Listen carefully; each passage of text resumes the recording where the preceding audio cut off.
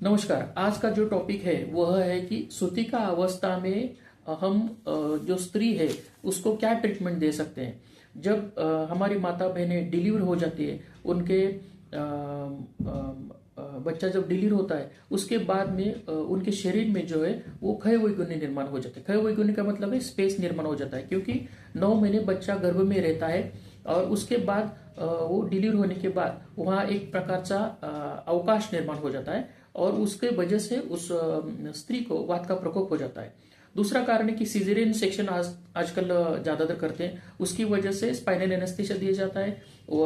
कमर जो है वात का स्थान है। जो हमारी जो नाभि है, नाभि के नीचे का जो पार्ट है वो वात का मुख्य स्थान है और वहां अगर कोई प्रिक कर देता है, वो भी कमर में, रीढ़ की हड्डी में, वो तो बहुत ही मर्म स्थान है, वहां अगर प्रिक कर दिया जाए तो वात का प्रकोप होकर आगे जाके बैके की बीमारी हो सकती है, डिस्क का प्रॉब्लम हो सकता है, या फिर वात का प्रकोप हो गया तो मेद धातु की वृद्धि होकर वेट बढ़ सकता है। जो महिला पहले बहुत कृश थी यानी वो स्लिम थी, वो आगे जाके बहुत फैटी या वेट बढ़ सकता है, वो हो सकती है।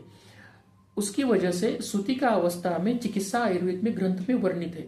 डिलीवरी होने के बाद ज्यादातर केसेस में क्या करते हैं कि गायनेकोलॉजिस्ट के पास जाना बंद कर देते हैं और जो डिलीवर बच्चा होता है उसको पेडिट्रिशियन को अटैच कर देते हैं और पेडिट्रिशियन उस बच्चे की तरफ ध्यान रखता है। माँ बाप भी खुश रहते हैं और पेडिट्रिशियन के पास बच्चे को लेके जाते हैं और ज्यादातर ध्यान बच्चे की तरफ रहता है, माँ की तरफ ज्यादा ध्यान नहीं दिया जाता।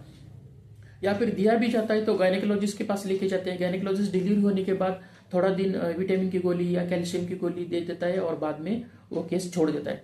तो ऐसा नहीं होना चाहिए। आयुर्वेद में 6 महीने के लिए सूतिका अवस्था की चिकित्सा बताई हुई है। सूतिका अवस्था जो है 6 महीने का है, उसको हम ओलिबांतिन बोलते हैं। 6 महीने में वो जो महिला है उसका केयर करना बहुत जरूरी है। मानसिक शारीरिक तौर पे उसके शरीर में बहुत सारे बदलाव हो चुके होते हैं, हार्मोनल चेंजेस हुए होते हैं और उसके शरीर में क्षत भी हो जाता है, यानी उसको वुंड अंदर गर्भाशय में वुंड हो जाता है। या फिर एपिजियोटॉमी लिया तो उसका जो वजनल पार्ट है वहां कट बैठ जाता है, वहां स्टिचेस लग जाते हैं। नॉर्मल डिलीवरी हो गया तो, सिजेरियन हो गया तो उसका तो बड़ा ऑपरेशन होता है, तो वहां भी स्टिच लगते हैं, स्पाइनल एनेस्थीसिया दिया होता है। तो ये सब होने के बाद उस स्त्री को हम आयुर्वेद के माध्यम से क्या चिकित्सा देना चाहिए, तो उसका चिकित्सा ये है कि उसको पहले वात शामक चिकित्सा देना चाहिए, तैल पान देना चाहिए और वो भी आपको किसी अच्छे वैद्य के पास जाके सूतिका अवस्था की जो भी चिकित्सा है वो उनके बोल के वो करना चाहिए। उसकी वजह से क्या होगा कि हार्मोनल चेंजेस हो गए, वो जो है वो पूरा सेट हो जाएंगे।